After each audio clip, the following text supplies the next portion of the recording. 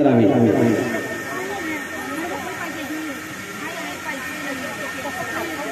ज्ञानोबा तुकाराम, ज्ञानोबा तुकाराम, ज्ञानो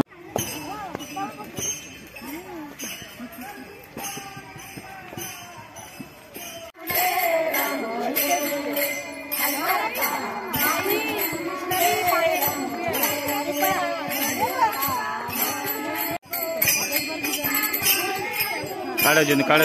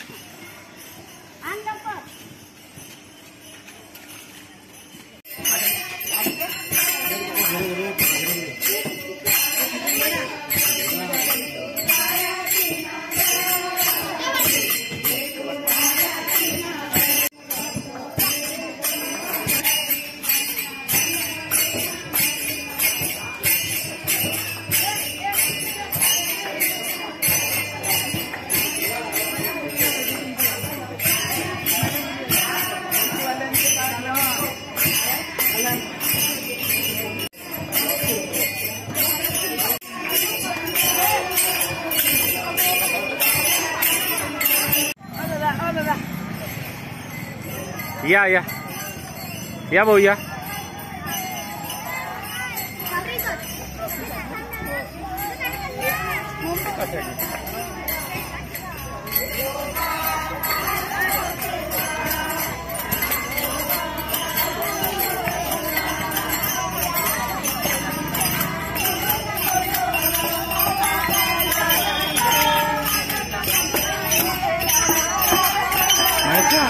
अच्छा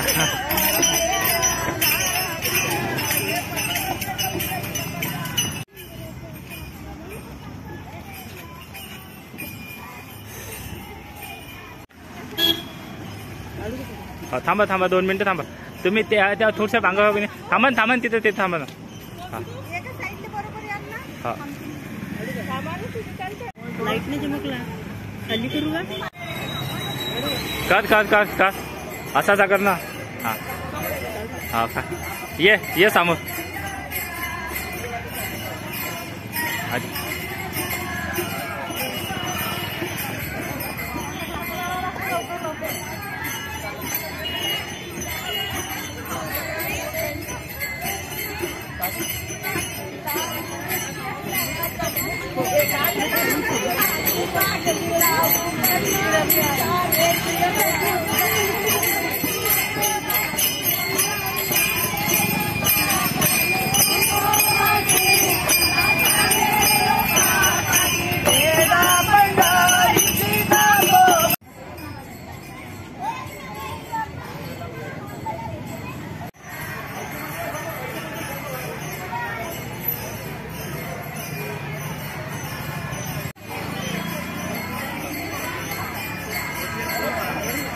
आता नको मला।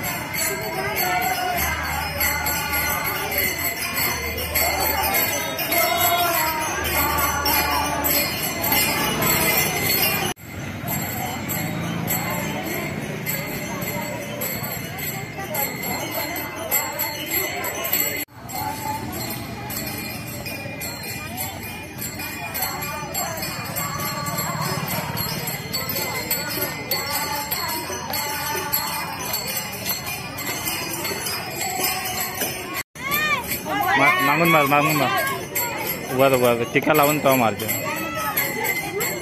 टिका लावते तवा मारणं पडतं।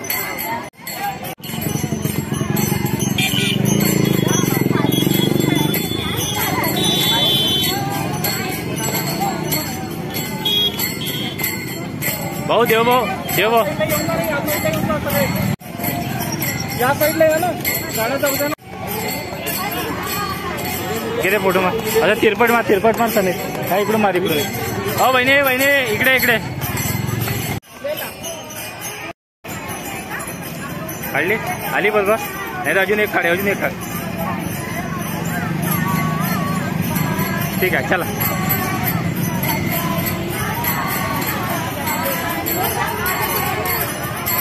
पाहिजे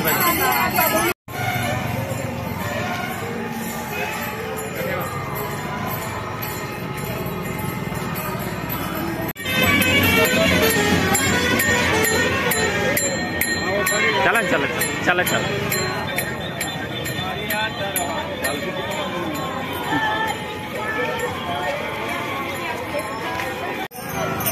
इकडून मार अशी मार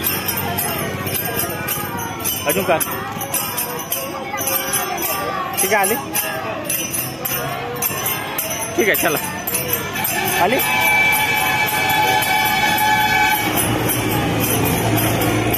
ठीक आहे चल आली चला चला ना थांब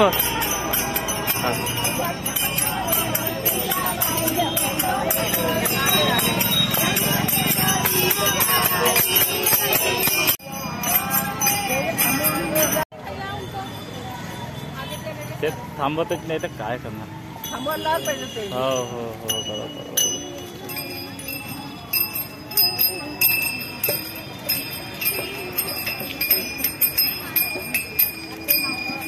चला चला चला आली तुम्ही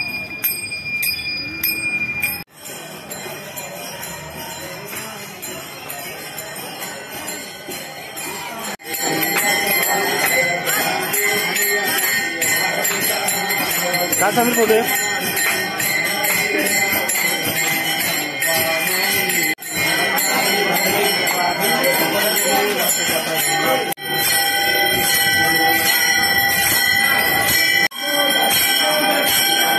यायची काय समीर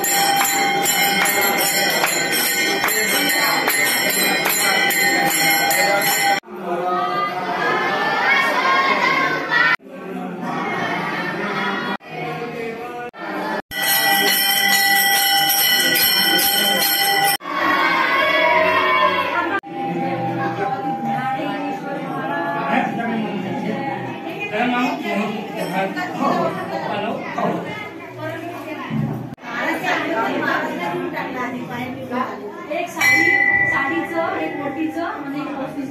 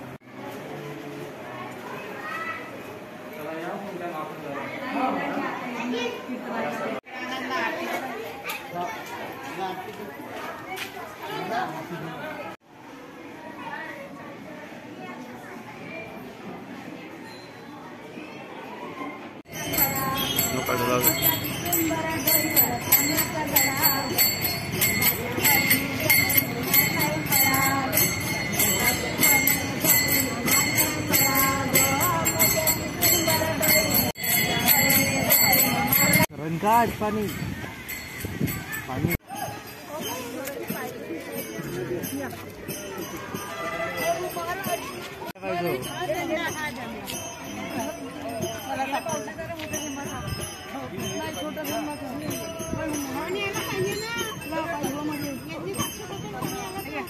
इकडे पाहिजे ना इकडे मोबाईल बघ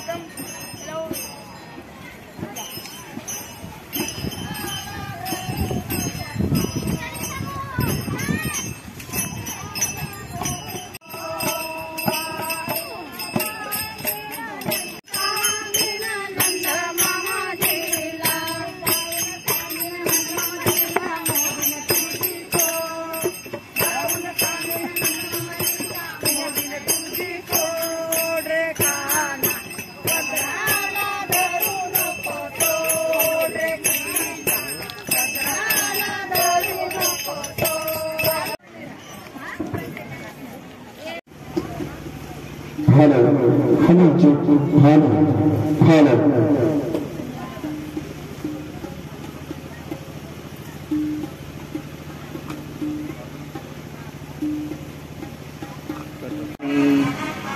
निगमकल्पतरोर्गलितं फलं शुकमुखादमृतद्रह्मसंयुतं पिबत भागवतं रसमालयाशनमदज्ञानं विनाशय यस्य स्मरणमात्रेण जन्मसंसारबन्धनात् विमुच्यते नमस्तस्मै विष्णवे प्रभविष्णवे नमः समस्तभूतानामादिभूताय भूते अनेकरूपरूप शिवे सर्वार्थसाधिके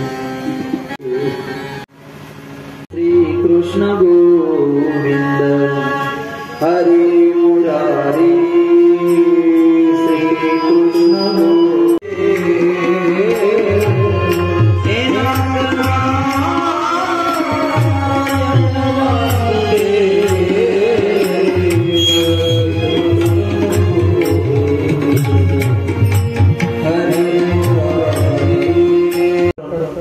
पुढचा मार्ग मला मोकळा करता येईल म्हणून दत्तात्रय प्रभूला वेळ मिळाला नाही 24 गुरुचं वर्णन केलं दत्तात्रय प्रभूने तिथे. दत्तात्रय प्रभूला प्रश्न केला, प्रभू सतत तुम्ही सतेज दिसता आणि चिंतनीय दिसता. तेव्हा दत्तात्रय प्रभू म्हणतात जीवनच त्याच्याकरता आहे. महादेवाने एक क्षण सुद्धा व्यर्थ जाऊ दिला नाही. सतत भगवंताच्या चिंतनामध्ये महादेव राहायचे. त्याच्यामध्ये मी सतत चिंतनामध्ये राहतो म्हणून सतेजता माझ्या ठिकाणी प्राप्त झालेली आहे. त्याच्यात गुरुचं वर्णन केलं. आता पहिला गुरु कोण आहे? यजमान आई. उत्तर द्या 1 लाख मिळवा. उत्तर घ्या 1 लाख आणून द्या. मला 100% माहित आहे तुम्हाला उत्तर देता येणार नाही. जीवनामध्ये सर्वात पहिला गुरु कोण आहे?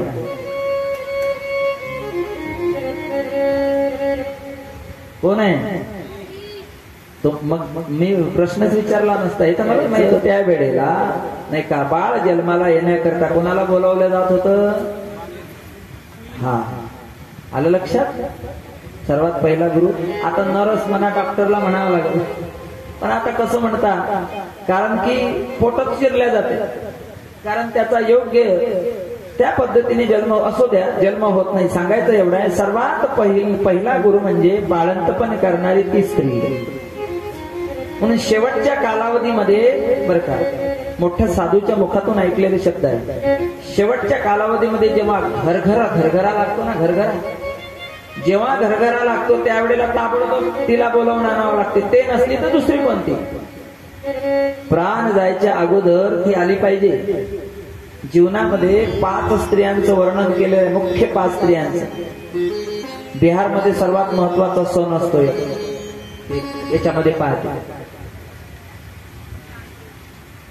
नाही का त्यात करवा चौथ. ती एक स्त्री आहे, ती एक देवी होऊन गेली. एक आहे सोमवती, षष्टी असो, जास्त काही वाढवायला पुरत नाही. तर त्यामध्ये तिला बोलावलं जात होतं. ती आल्याबरोबर आपला पदर पूर्ण त्या असलेल्या आता मरणाऱ्या माणसाच्या अंगावरून फिरवत होती आणि एक कोपरा धरत होती, असा कोपरा, आणि पाण्यामध्ये डुबवत होती. आणि तिच्याच हाताने कमीत कमी 5 पाण्याचे थेंब त्या तिच्या पदराचे त्या माणसाच्या किंवा स्त्रीच्या मुखामध्ये जर पडले तर या सहज तिला मोक्ष प्राप्त होत होता. एवढं सामर्थ्य त्या पाण्यामध्ये. पण मात्र ह्या गोष्टी सगळी विसरले. जीवनामध्ये नाही का लग्न होत होतं ना, त्यावेळेला 5 गोष्टी महत्व. नवरदेव निघत होता, घोड्यावर बसणं. तिथून उतरल्याबरोबर मारुती नाही का, आणि मारुतीतही घोड्यावरून उतरता येत नव्हतं. जोपर्यंत गावचा पाटील येत नाही तोपर्यंत नवरदेवाला उतरता येत नव्हतं. पाटील येईल आणि पाटलाला नमस्कार करून पाटलाच्या खांद्यावर हात देऊन मग नवरदेव उतरत होता आणि पाटला बरोबर मंदिरात जात होता हनुमंताच्या. आता कितीक राहिल्या या गोष्टी. पहिल्यांदा अशी चालत ये, मग नंतर ते देव, सर्व देव शून्य आहे. तुम्ही एखाद्या संताचं नाव सांगाल, संतही शून्य आहे. तुम्ही एखाद्या ग्रंथाचं नाव सांगाल, ग्रंथही शून्य आहे. इथे तुम्ही एखाद्या धर्माचं नाव सांगाल, पंथाचं नाव, संप्रदायाचं, सगळं. त्याच्याकरता आम्हाला काय करावं लागेल? सर्वात प्रथम आमच्या जीवनामध्ये परिवर्तन जर त्वरित व्हावं असं वाटत असेल तर शरीर हाच धर्म आहे, शरीर हाच पंथ आहे, शरीर हाच संप्रदाय आहे, शरीर हाच ग्रंथ आहे. या शरीराचे दोन पान आहेत, एक आहे सूक्ष्म आणि एक आहे स्थूल. या शरीराचा एक एक पान उघडण्याचा प्रयत्न करा. आपण याच्या अगोदर बोललो, आपण कितीही जरी देवाचं चिंतन करणार पण आपली वृत्तीच जर सरळ नसेल तर देव काय करेल तिथं सांगा. आता आपण कितीही संतांचं पूजन करणार, आपली वृत्तीच चांगली नसेल तर संत काय करणार तिथे? कितीही ग्रंथ वाचणार, आपली वृत्तीच चांगली नसेल तर तिथे ग्रंथ सुद्धा काही करू शकत नाही. म्हणून जीवनामध्ये आपल्यात परिवर्तन व्हावं याच्याकरता ग्रंथही बाजूने, देवही बाजूनी, संतही बाजूनी, धर्म, पंथ, संप्रदाय बाजूनी राहील. पण आपण जर आपल्या देहामध्ये आपल्यात परिवर्तन करायचं असलं तर सर्वात अगोदर आपण आपला विचार करावा लागेल. आपल्या वृत्तीमध्ये जर बदल झाला तर देवही आणणं सोपं नाही, ग्रंथही वाचणं सोपं नाही, संतही पाहणं सोपं नाही. सर्वात अगोदर संत ओळखण्याकरता, देव पाहण्याकरता, ग्रंथ वाचण्याकरता, पंथ धर्म ओळखण्याकरता, संप्रदाय ओळखण्याकरता आपुली आपण करा सोडवा. म्हणून भगवंतांनी अनेक प्रकारे कलियुगातलं उदाहरण सांगितलं. केवळ माझ्या नावाचं चिंतन, माझ्या नावाचं दान जो करण्याचा प्रयत्न करेल त्याचा उद्धार होईल. म्हणून माझं कार्य म्हणजे सत्कार्य. म्हणून भगवंताची पूजा, पाठ, नियम हे जीवनामध्ये पाळण्याचा प्रयत्न करावा. आणि आपल्या प्रपंचातला वेळ काढायची गरज नाही आहे. भगवंता करता कसलीच वेळ काढावी लागत नाही. कामामध्ये काम, काही म्हणा राम.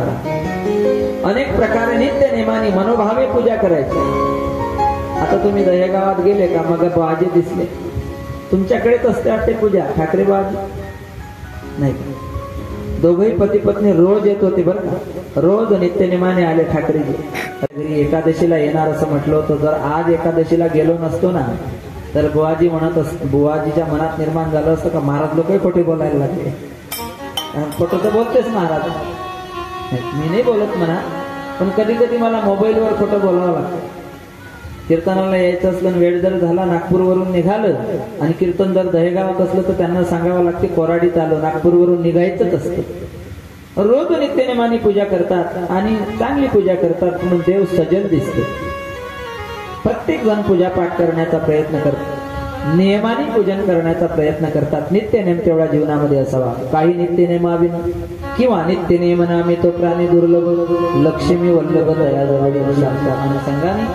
जेव्हा भगवंतांनी उद्धवाला सांगितलं, उद्धव गेला एका झाडाच्या मागे लपला, तेवढ्यात म्हणतात दारूक वगैरे आला, त्यांनाही मोक्षाचा मार्ग दिला.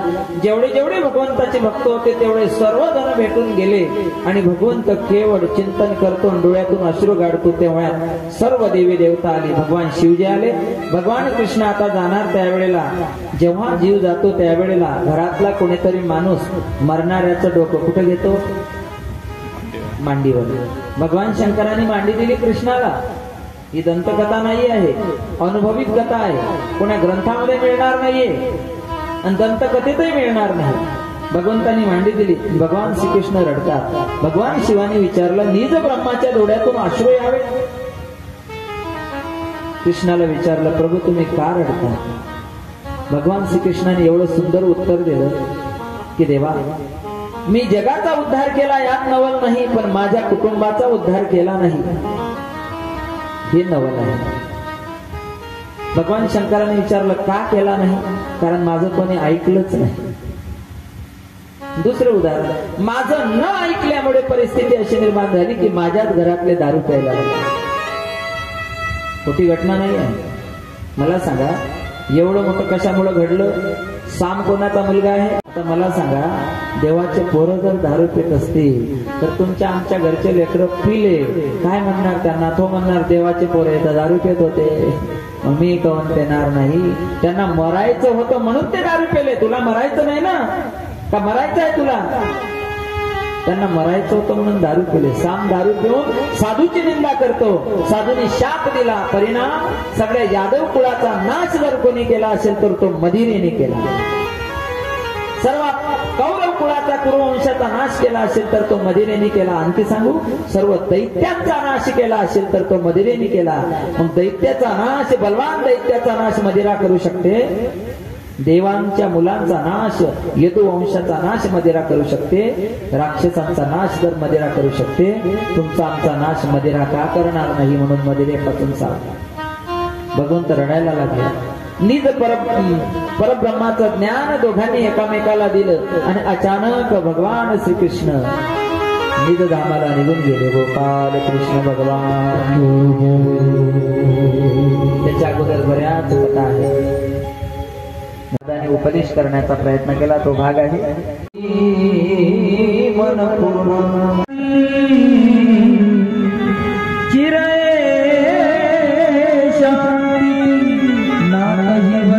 कृष्णपदी ठेवू माता, आरती करू भगवंता. ग्रंथातून देव बोलतो.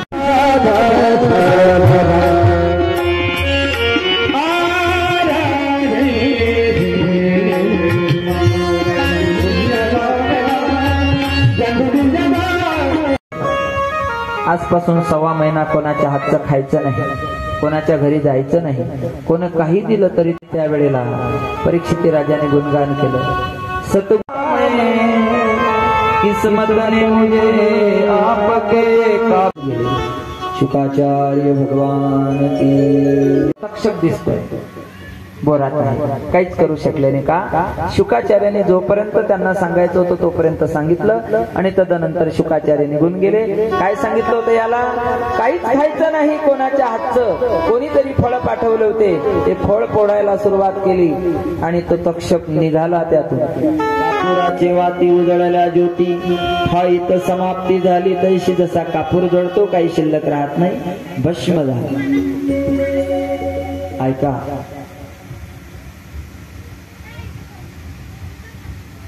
सुतजीवी सेवा बद्रे परिवाराला अनेका अर्पण करतो. त्यांच्या जीवनामध्ये त्यांच्या मुलांना, सुनांना, नातींना, नातवाला चांगली शक्ती, बळ प्राप्त हो आणि अनेक प्रकारे त्यांच्यातून असेच कार्य घडत राहो आणि भगवंताला सतत शरण जाण्याचा प्रयत्न ते करू.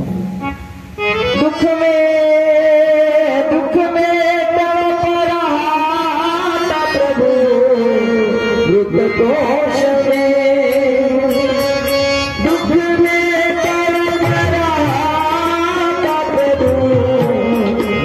दोष तेरा ही सहारा, एक तेरा ही सहारा साकार हो गया.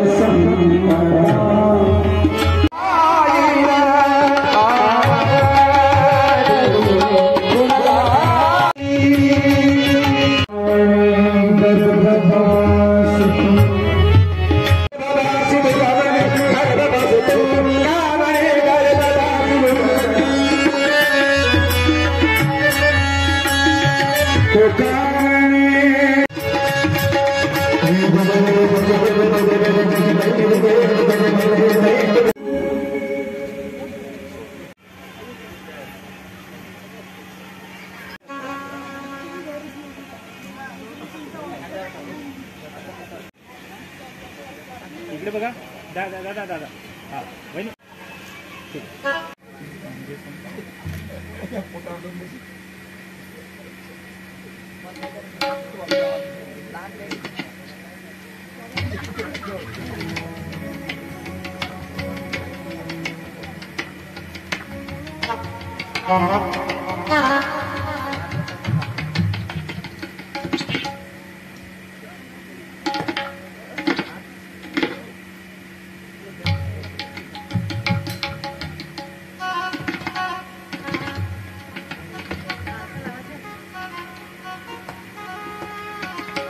देव भाऊ सांगू जेवढ्या या वहिनी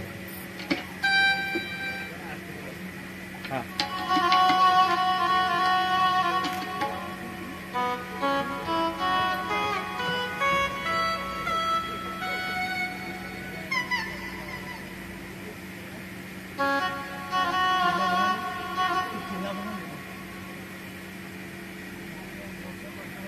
दादा इकडे बघा हा ते स्वतः कारागीर आहे त्याचे भाडीचे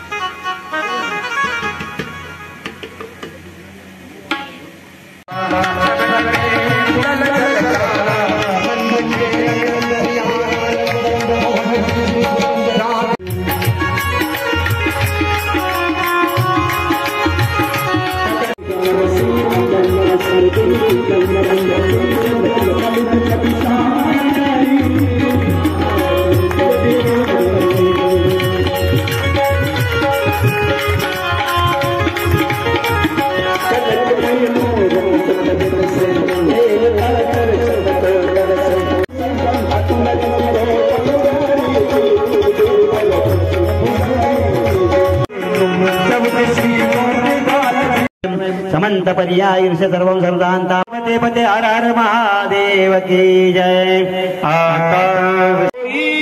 दान पसावो येणीवरे ज्ञान दे। शाल श्रीफळ घेऊन त्यांचं स्वागत केले जाईल। केशव भाऊ थोडे तिरपट मारून या बहिणी म्हणजे तुम्ही इथल्या मध्ये हा घ्या कुंडली गबरदार विठ्ठल श्री ज्ञानदेव तुकाराम पंढरीनाथ भगवान की जय। ठीक आहे दादा दादा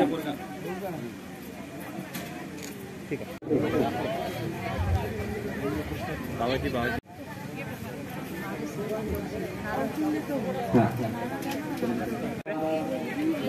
शाल श्रीफळ देऊन स्वागत करण्यात येत आहे। श्यामभाऊ रंगिले हा इकडे संधू महाराज वहिनी वहिनी थोडं सामान वहिनी पंढरीनाथ हा ठीक आहे गबरदार विठ्ठल श्री ज्ञानदेव